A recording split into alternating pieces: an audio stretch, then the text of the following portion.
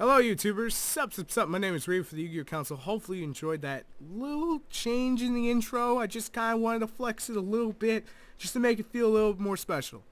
Anyway, welcome to Coffee Time. Grab your coffee, your Java, and get ready for the discussion. We are yet again talking about another change into the ban list. The ban list has not dropped yet, let's be very clear on that. But Konami is changing the way that they do the ban list. So, this article came out on July the 2nd. Obviously, I was taking a little bit of time off from my voice because of laryngitis. So I've been really wanting to get meat and bones into this discussion. And I did try something else before, and it didn't work out when it came to a separate video, and it was half-assed. So I didn't want to do half-assed video. I wanted to give you something great. So I'm going to read this article for you. If you want to read it for yourself or read it along or just skip along, you can do that, just in case you haven't read it. So Konami basically says it's been a little over 3 months since the last ban list, and they know we're waiting for another one. Then give it to us already. When the TCG first launched in 2002, every time a new set was released, deck came out. Eventually, we moved away from that and switched to changing lists. And that was the first 6 months apart, then 3, which is what we have been, used to in the past couple of months. Now, Konami goes on to say, response to the rapid 3 months list have been good, and we think because it gives us more flexibility in adjusting the list and addresses needs of players, making a game that is more fun for everyone. Key word, they're not just looking at meta, guys. For everyone. Flexibility is good. So basically what they're saying is they're going to update the list more often, and basically emergency ban lists are much more of a possibility, and things changing rapidly are going to become the norm. So I'm just going to quickly talk about the pros and cons of this, and then basically you guys hopefully will be part of the discussion. Now this was written by Kevin Tuitt himself, and for those of you who don't know, he's the head of R&D of the TCG. Now R&D is research and development. Yes, they give him a fancy fucking title. Basically what it means, he worries about the products, the ban list for the TCG side, if you can consider him doing that, and basically that's his job. He is senior management, let's put it that way. Senior management level. He's a douche. End of the day, he's a douche. I'm sorry. Someone's gonna be a bad guy.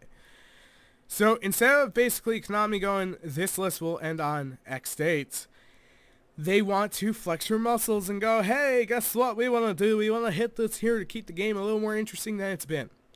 So instead of letting Cleforts and Shadows and Satellite and Burning Abyss and Across run the top 5 decks right now, instead of letting them do their thing, Konami's basically saying in the future that's not going to happen because they know that we are detesting having such a stale format. Now, I've said this before, for Konami to sell the next set, they need to hit the old stuff, even if it's temporarily. They want you to go and buy more boosters, and this is part of the reason why we went from 6 to 3. It did see an increase in sales. I could probably say, I probably could say that just off non-biased judgment and seeing it. But that's half the battle for Konami to get your dollar. The other half, the other 50 cents, if you want to put it that way, would be to make a great set. A great example of this is Dragons of Legend. There was great cards all about. Duelist Revolution, great cards all about. That's something that Konami's not looking at from that side. Yeah, you have a great, ban list, but you don't have, I'm just saying right now, I don't think it's that great. I'm saying you could make a great ban list and then go, hey, you want to buy more booster packs, right? The other half is you want to get cards for yourself. Now, those two sets had one thing in common. I'm going to talk about this in the future, is that basically when it comes to archetypes and non-archetypes, the non-archetypes sell a lot better. And that's something that Konami's not looking at, basically selling to you. And I don't know why they keep trying to force feed you archetypes. And they know you're not completely interested in said archetype. It makes more sense to make more generic cards like Kaiku, the Ghost Destroyer, Banisher Radiance, Pod Duality when it was released, Effect Veiler, Maxi, Scrap Dragon, Castel. It's like rank 4 everything right now. But in all seriousness, if they would do that, then they would get your money faster because you would want to buy stuff to get it. You would have more stuff to pull out that you would enjoy. This is only half the battle, but that's the topic for another video. The pros of this is that they will address the problems more often. If we're lucky. If we're lucky. So that could be looked either way. It could be a possibility that basically they could say, okay, and I'm making this an example, I'm not saying for them to do it, so calm your tits. If they, Ryu got naughty. Ryu got naughty today. If they were to bring back Red Eyes Darkness Metal Dragon 2 to promote, the Red Eyes stuff, I don't agree with it, but to promote it, or bring back Heavy Storm to change the game up, then if it was a problem, and it was taking 16 out of 32 tops, they can immediately go, okay, it's on the list, back to where it was. It gets hit, it gets limited right away. So that is a pro that could come out of this whole situation with Konami. One of the negative sides to that is I just went and spent money on this shit, and Konami didn't give me a chance to play it, and I get screwed.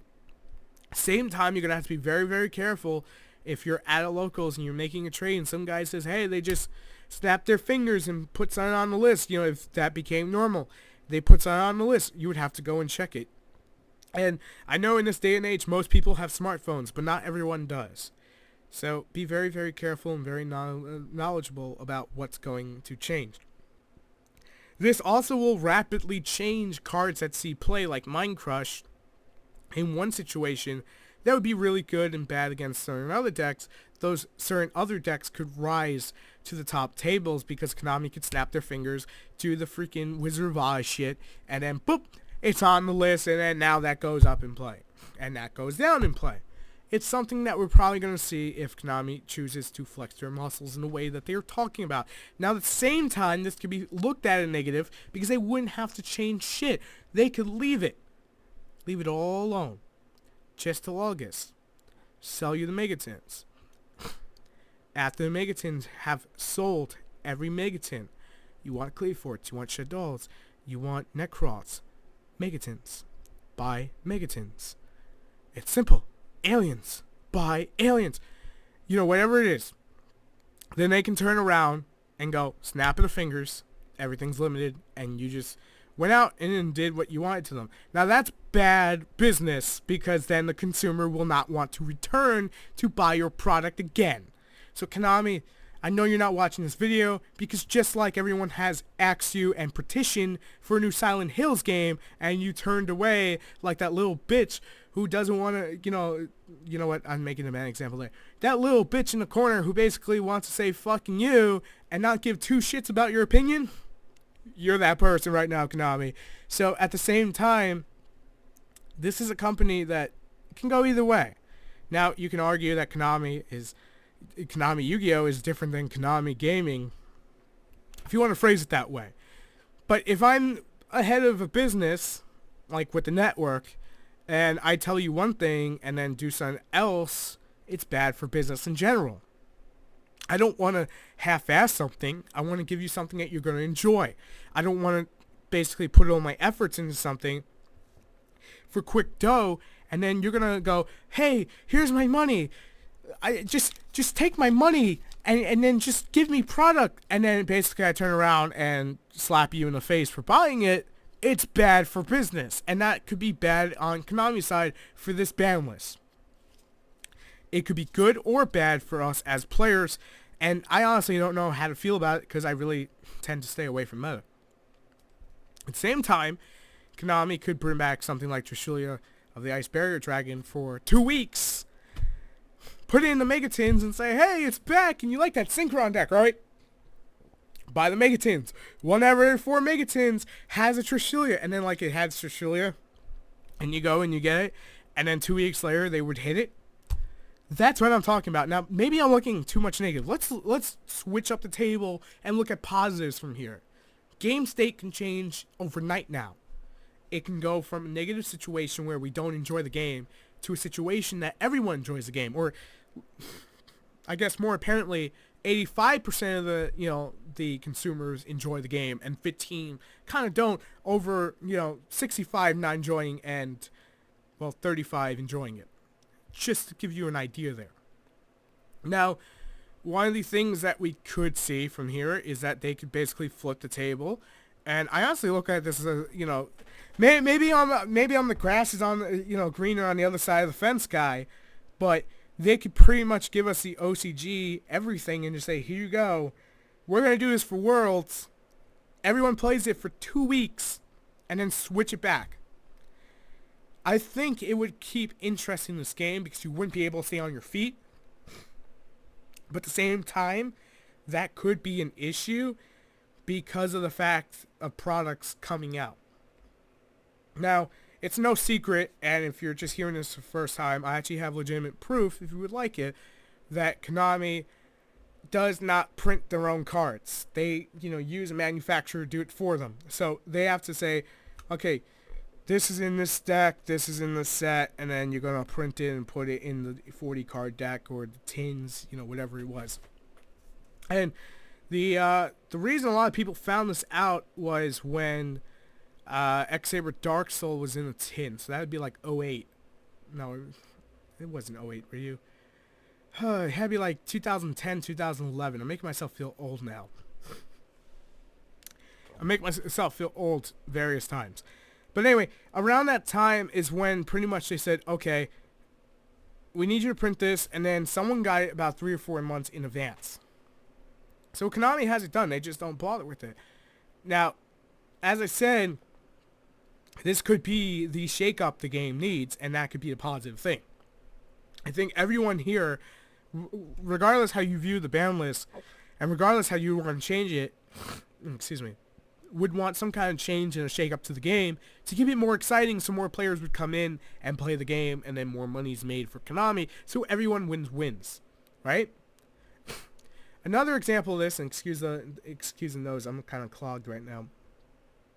Another example of this is that certain cards do not deserve to still be on the damn ban list, and this could be a way to Konami to say, okay, we're going to test it, we're going to put it in the water, and then if it floats, it can stay. If it sinks and causes issues to the game, get the fuck out the pool. It cannot come back to the pool. You are banned from the pool. I'm looking at you, Stratos. They could do it. They could finally do it, and then everyone couldn't bitch, because then we'd have emergency ban lists, and if X card, like say Stratos for example, was an issue, Konami could slap it back out of the pool, and then no milk and cookies for that fucker. Okay then. So Ryu does have a point there. This is a good thing. This is a negative thing in the same light. Because Konami could basically now say, okay, I need you to print this one thing. Okay? And then Bruce Wayne goes, alright, you really want Chaos Emperor Dragon printed? Yeah, don't worry about it. Gets printed. We're all like, why the fuck is that in the set? The emergency ban list, the damn thing to put Chaos Emp in. And you're like, oh, thanks, Konami. Thanks. It's not as bad as a feeling of not getting Silent Hills, but god damn it, it's still pretty bad. But you know what? End of the day, it's going to be what it is. It's exciting in one way, and it's annoying in another. Because now we're going to have to check a little more often for the ban list, if Konami so chooses it. At the same time, we don't want anyone getting screwed. So, I'm Ryu for the Yu-Gi-Oh! Council. Thank you for watching this video. If it came off as a rant, it wasn't supposed to be. It's just my views on the whole topic. Let me know your views in the comment section below. Please be vocal. I'd like to hear it. And I will not judge you. We will have a great manly we're going to have a great discussion. Anyway, take it easy, guys. I'll see you tomorrow for what's that? Tech Tuesday.